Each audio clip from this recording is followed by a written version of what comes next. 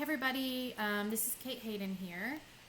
So I have gotten a lot of emails in the past couple days sort of asking me my opinion on the various video web conferencing tools that we have out there.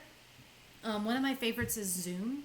It's super user friendly and they have a free version where you can host up to 100 participants for 40 minutes at a time. For a lot of us, that may be enough for what we need for the rest of this semester. If you need more time, you could always close the meeting and start a new meeting. It's a little bit of annoying, but I'm going to show you how super easy it is. So what I'm going to do right now is I'm going to show you how to invite participants to a meeting, start a meeting, sort of the various capabilities of Zoom, and then also how to schedule future meetings. All right. So the first thing I'm going to do is go ahead and copy to the clipboard the various emails of the people that I want to invite. So if we're trying to invite a class to a meeting, I'm going to go to SelfService. Let's see. No. Let's see. SelfService. Log in. All right, so some of the things that you need during video conferencing would be a web camera and a good headset with a microphone. Right now, I'm not using a headset with a microphone. You can hear the quality is pretty good, but you do hear some background noise. If I had the headset and the microphone, you wouldn't hear as much of that background, that ambient noise.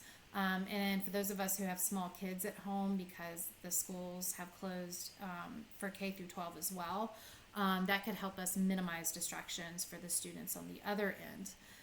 If you don't have a web camera or a headset with a microphone, let me know. Send me an email at khayden, Hayden, at bsc.edu, and let me know what you need. I'm going to start making a list and try to get the resources together for everybody that we need. All right, so once I'm in self-service, I'm going to pull up my class roster for one of my courses.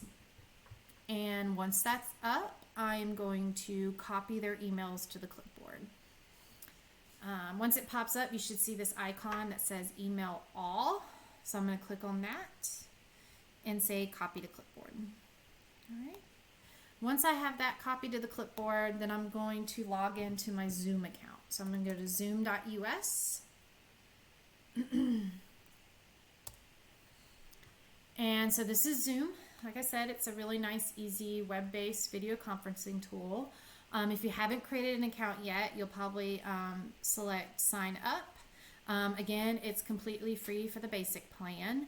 I would use your I would use your bsc.edu email address, so students, when they get the invitation to join the video conference, that they know it's from a legit source and a trusted source.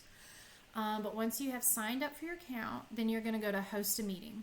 And you have a few choices. You can do with video on, with video off, or screen share only.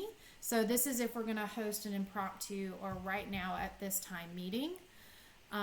If you want to schedule a meeting, I'll show you that in a second. You're going to go to my account and do that. So I'm going to go to host a meeting. I'm going to do with video on. So when you do this, it's going to take you to a new browser and a window is going to pop up and you're going to hit open Zoom meetings. All right, and it's going to pop up. The first time you do this, it's going to pop up another window to test your audio and video equipment. I've already done that, so it's not going to ask me to do that. All right, and then I'm going to go to enter full screen. Okay, so as we do this, some things that you'll notice, you can stop video, you can mute your own mic, so these are your video and audio controls. You can invite participants, you can manage participants, you can mute them or turn their camera off if you need to for any reason. Share screen, I'll show you that in a second. You can have a chat window so students can type questions. You can record the session. Recording the session is super good, especially for students who may lose connectivity in the middle or were unable to connect for some reason. If you record the session, you can then save it and upload it to Moodle as a video that students can watch. You can, if you want students to sort of raise their hand, you can let them use reactions, such as clapping or thumbs up, right? So when they do that, their camera image will have a thumbs up, and you can say, "Oh, Rachel, what's your question?" Right? Something like that. Okay.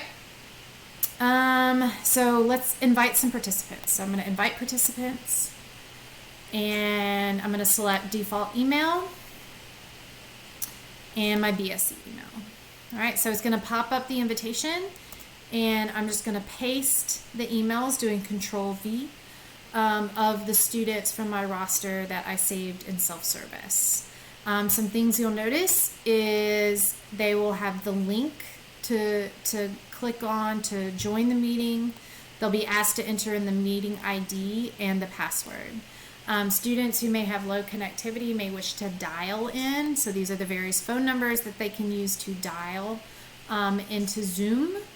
And that way they can hear everything that is going on, even though they may not be able to see what's going on. It's not the ideal, but it is what it is. All right, I'm not going to send this, but I would then hit send. And then students can start popping into the meeting. And when that happens, you'll see sort of their video feed come through. All right. So let's show you some of the screen sharing capabilities. So we have a whiteboard. The whiteboard is super cool in that they can interact as well as you. It can be touchscreen, or they can use sort of their mouse. You can do problem solving, you can do lecture notes, you can do brainstorming. They can also type, right? I like ice cream, right? Stuff like that. And then you can move things around. So like both you and the students can be interacting simultaneously on this whiteboard. You can clear all drawings, my drawings, the viewer drawings. You can save it, right? Again, if these were useful notes sort of in a brainstorming session or a problem solving session, you can save those and post those to Moodle later on. If you want to, you fill up this screen and you want to add a new screen, you can hit this little icon down at the bottom, and it's going to add a new fresh whiteboard, but you still have the old one that you can scroll back to. So it's kind of like a growing PowerPoint slideshow, so to speak. All right, so I'm going to stop the whiteboard sharing. Some other things that we can share: you can share your desktop, you can share a web browser.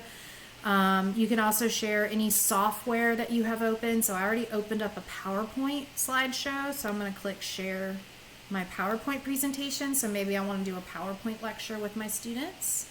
So PowerPoint opens up, this little thing. There we go. Make it go away. So I'm going to, let's say I'm going to start my lecture, right? So I'm lecturing pharmacokinetics. I can also interact with my PowerPoint slideshow by using the PowerPoint tools. So I'm going to use the pen in PowerPoint, and I can write directly on my PowerPoint as well as I'm lecturing. Now this is something only I can do. The students can't interact with this, but it's still sort of super helpful, right? All of the above. Okay. So those are just some various things that we can do. I'm going to hit stop share. Okay. You can also share files directly to students. So if you want to send them an assignment or an activity, you can share it that way. You can also share just a portion of your screen, content from a second camera. So maybe you have a guest speaker that's coming in. Of course, they could also just join the meeting as normal.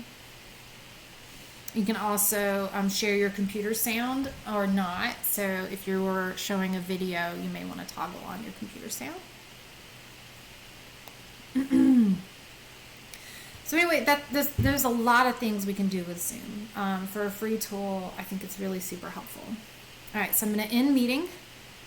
And we could say end meeting for all, or you can leave the meeting, right? So if you want to let the students continue talking, but you need to leave the meeting, but still allow them to have that interactivity, you can say leave meeting. But I'm going to end for all. And then we get the Zoom Cloud meeting window comes back up again. I got to exit out of my PowerPoint real quick. So I also want to show you how to schedule meetings. So I'm going to go back to Zoom, and I'm going to go to my account, and I'm going to go to meetings.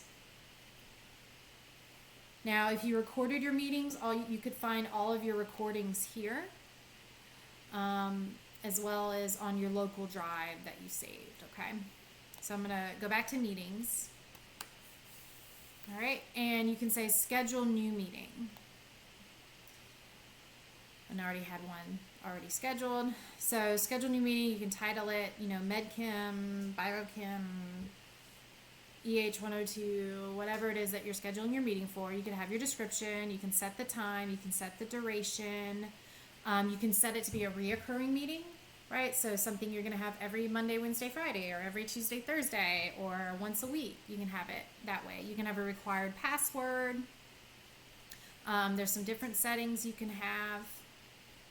And then once you've created it, it will allow you to share it. So I'm going to create the meeting. And then I can add it to my Google Calendar, add it to my Outlook calendar. And then how I invite participants is I'm going to go to copy the invitation. I'm going to copy the meeting invitation, and then I'm going to go to Outlook, and the same way that I sort of did it the other way, I'm going to create an email and then add all of my email addresses for the class to that. Okay? And then they'll know it's scheduled, and they can also incorporate it into their own calendar so it reminds them. If you want to start the meeting early, you can also go to the meeting. Once you've created it, you can go to meetings. You'll see it here, my meeting, and you can hit start. So you as the host still have to start the meeting. All right, so I hope that was super helpful. Amber and I are going to be here to help you guys out. We'll have some more one-on-one or small group training sessions coming up soon. And if you have any questions, feel free to email either one of us. We are happy to help. All right, I'll see you guys later. Bye.